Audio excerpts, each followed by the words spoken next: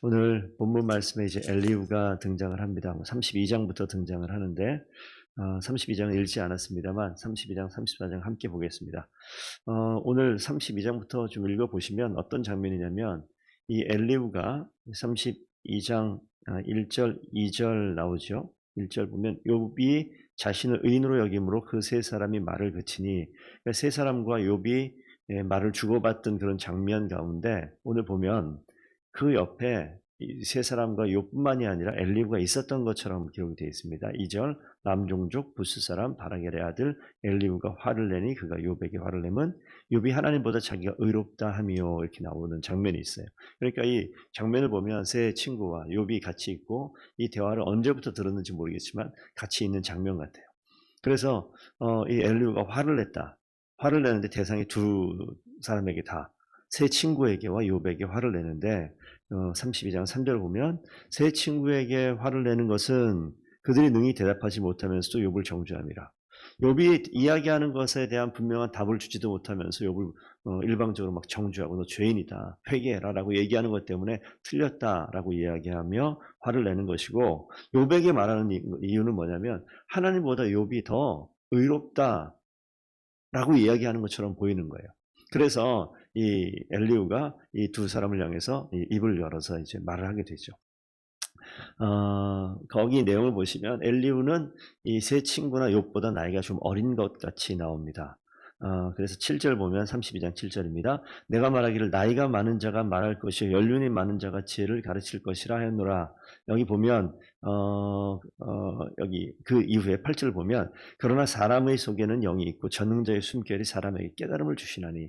그러니까 이 엘리후가 바라보는 것은 나이가 많은 것을 인해서 생기는 지혜가 아니라 사람 속에 있는 영과 전능자의 숨결이 더 중요한 거예요. 그러니까 하나님의 영과 하나님의 숨결이 사람에게 깨달음을 주신다. 그래서 9절에 나오죠. 어른이라고 지혜롭거나 노인이라고 정의를 깨닫는 것이 아니니라. 말을 하는 근거가 지혜를, 나이 많은 노인의 지혜로 이야기하는 것이 아니라 내 속에 있는 하나님의 영과 전능자의 숨결을 가지고 내가 이야기한다라고 표현을 시작하죠.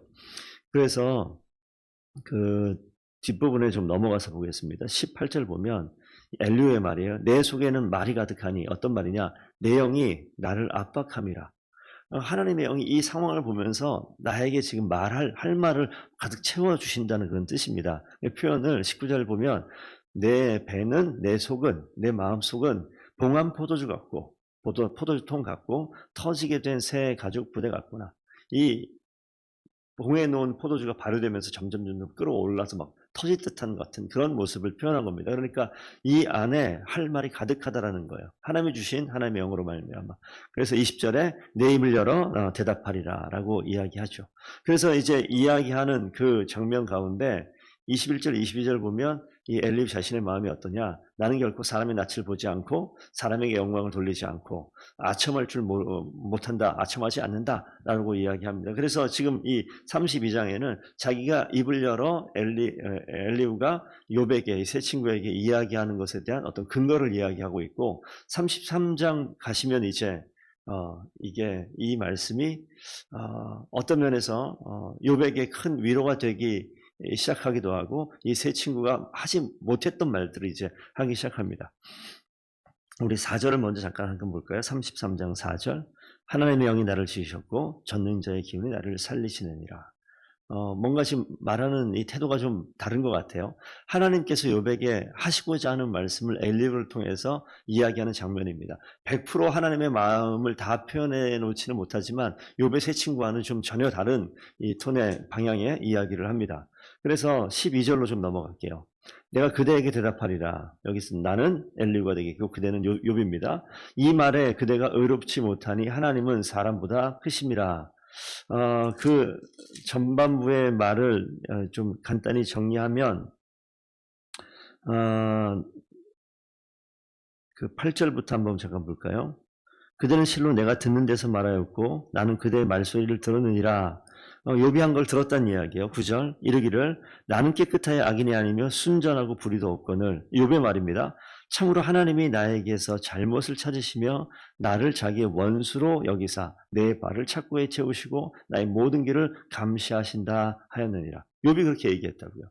나는 참으로 악이 없거늘 순전하고 불의도 없는데 하나님이 나에게 잘못을 찾으시고 나를 원수처럼 여겨서 내 발에 착고를 채우시고 모든 길을 감시하신다. 욥의 심정이에요.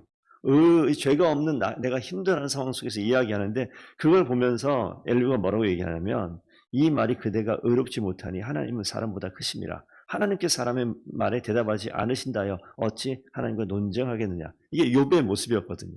이걸 이야기합니다.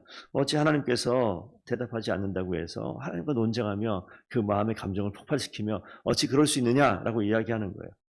근데 이 욥이 이야기했었던 이 여러 이 긴 장면 속에 나타나는 하나님을 향한 탄식하는 것은 사실 하나님을 향한 이 원망의 마음으로 표현된 거긴 하지만 사실 자기가 죄가 없는 건 맞거든요.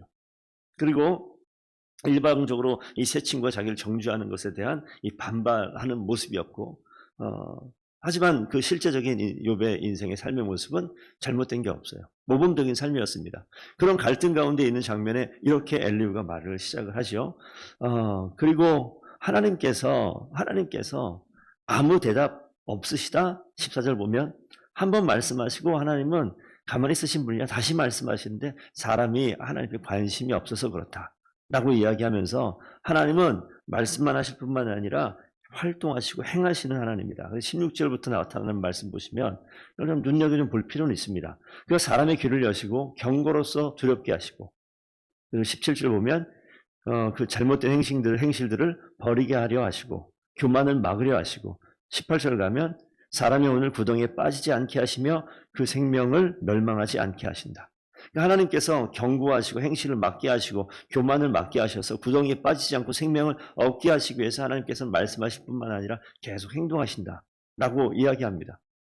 그래서 그 실제적인 내용이 19절부터 쭉 22절까지 병상의 고통과 뼈가 쑤시는 징계와 음식을 싫어하고 마음은 별미를 싫어하고 입맛이 다 떨어진 거죠. 살이 파리하고 보이지 않던 뼈가 드러나고 바짝 말라가는 것, 그런 상황들에 있는 모든 것들이 사실 하나님께서 경고로서 두렵게 하고 행실을 버리게 하고 교만을 막게 하시기 위한 어떤 수단이 되어진다라고 이야기하는 거죠. 그럼 욥이 겪고 있는 쭉 그런 고통을 이야기한 것입니다. 사실 이 뒤에 이제 23절, 24절 말씀은 저 몇 번 말씀드렸습니다만 고난 주간에 우리가 이 욥기를 우리 믿음의 선조들이 이 내용을 고난 주간에 읽었다라고 얘기하는데 23절, 24절 말씀을 보시면 좀 그런 내용을 볼 수 있어요. 여기서 만일 1천 천사 가운데 하나가 그 사람의 중보자로 함께 있어서 라고 나오는데 천사들 중에 하나가 내려온다라고 얘기하는 것보다 이것은 오실 메시아를 이야기하는 것이고, 이것은 사실 이 욥기 당시에서는 예수님에 대한 내용을 알지 못하는 상황임에도 불구하고 성경에 오실 예수 그리스도에 대한 어떤 예언적인 표현으로 나와 있는 장면입니다. 그래서 만일 1천 천사 가운데 하나가 중보자로 함께 있어서 그의 정당함을 보일진대, 이걸 우리 예수님을 한번 염두에 두고 읽어보시면 이게 쉽게 이해가 됩니다. 24절, 하나님이 그 사람을 불쌍히 여기사 그를 건져내 구덩이에 내려가지 않게 하라. 내가 대속물을 얻었다 하시리라. 이게 무슨 내용일까요? 이 장면을 보시게 되면 이 장면을 우리 한번 말라기서 뒤로 한번 가보겠습니다. 말라기서 3장 말씀을 좀 펼게요. 3장 1절 한번 보겠습니다. 찾으셨으면 1절 2절 한번 같이 한번 읽어볼까요? 시작. 만군의 여호와가 이르노라. 보라, 내가 내 사자를 보내리니 그가 내 앞에서 길을 준비할 것이요 또 너희가 구하는 바 주가 갑자기 그의 성전에 임하시리니 곧 너희가 사모하는 바 언약의 사자가 임하실 것이라. 그가 임하시는 날을 누가 능히 당하며 그가 나타나는 때에 누가 능히 서리오. 그는 금을 연단하는 자의 불과 표백하는 자의 잿물과 같을 것이라. 아멘. 여기 보시게 되면 만군의 여호와께서 내 사자를 보내겠다. 여기 나와 있는 만일 1천 천사 가운데 하나, 여기 있는 만군의 여호와가 보내신 언약의 사자와도 같은데, 이 말씀과 이 말라기 말씀을 연이어 보면 언약의 사자를 보내신 여호와께서 보내신 사자가 중보자가 되어서 우리의 대속물로서 십자가에 돌아가신 예수 그리스도를 이야기하는 거예요. 그러면 그가 임하시는 날을 아무도 몰라요. 갑자기 임하신다. 갑자기 임하셔서 무엇을 하느냐? 금을 연단하는 자의 불과 같은 역할, 표백하는 자의 재물과 같은 역할.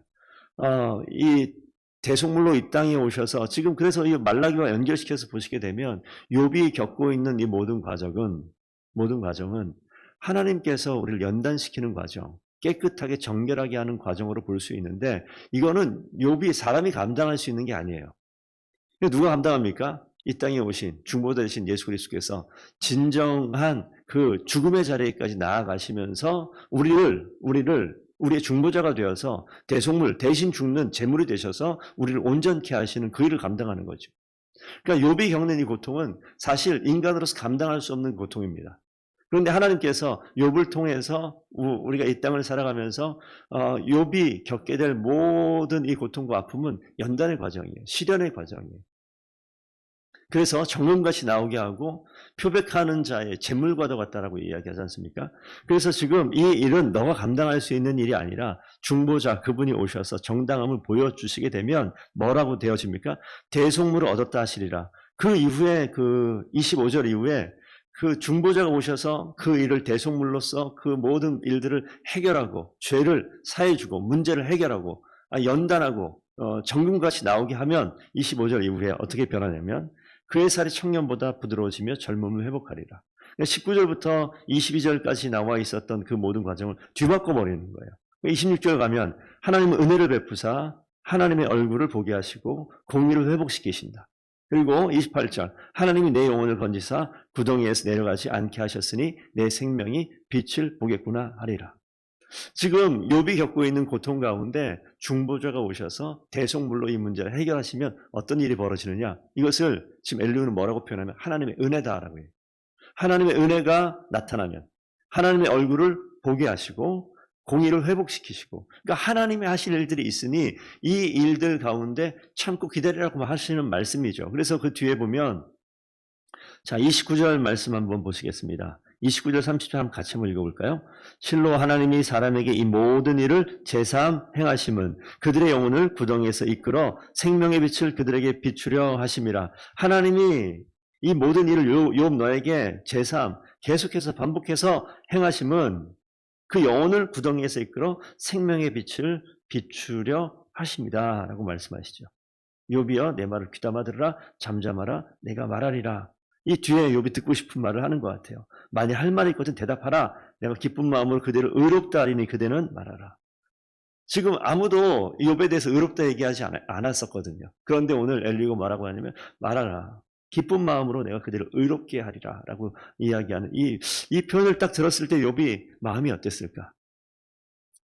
그리고 30절로 보면 만일 할 말이 없으면 내 말을 들으라 잠잠하라 내가 지혜로 그대를 가르치리라. 아직 다 끝난 게 아니에요. 34장 35장 내일 함께 계속 보시겠지만 오늘 이 장면을 통해서 제가 한 가지 좀 오늘 본문 가운데 초점을 가지고 볼 내용은 중보자라는 거예요.